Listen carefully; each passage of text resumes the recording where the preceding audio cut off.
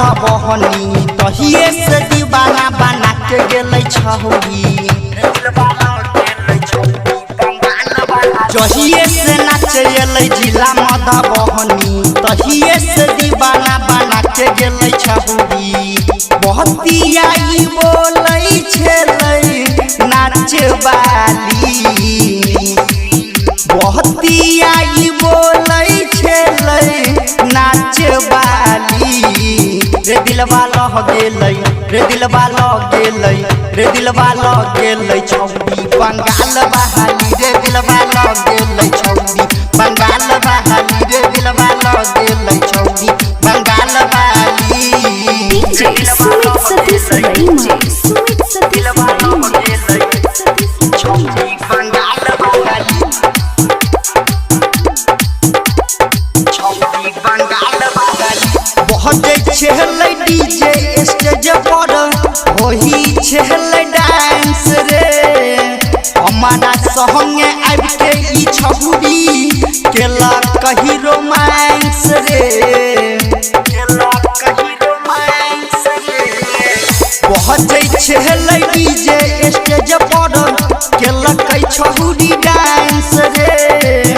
हमारा संगे आब के छौरी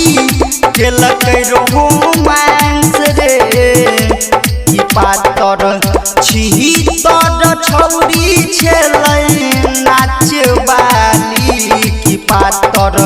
छितर छौरी छलै नाच वाली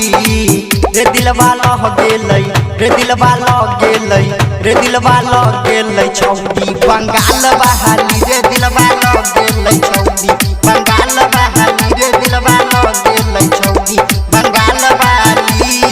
DJ Sumit Satish Rima Sumit Satish Rima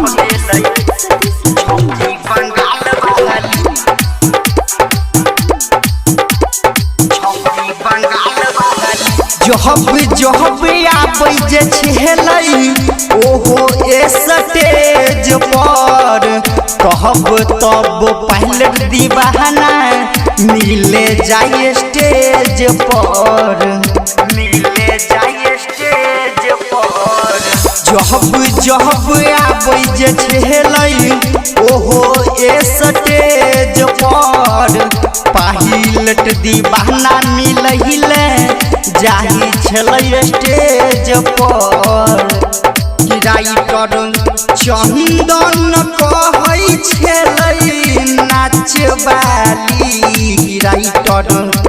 चंदन कहै छलै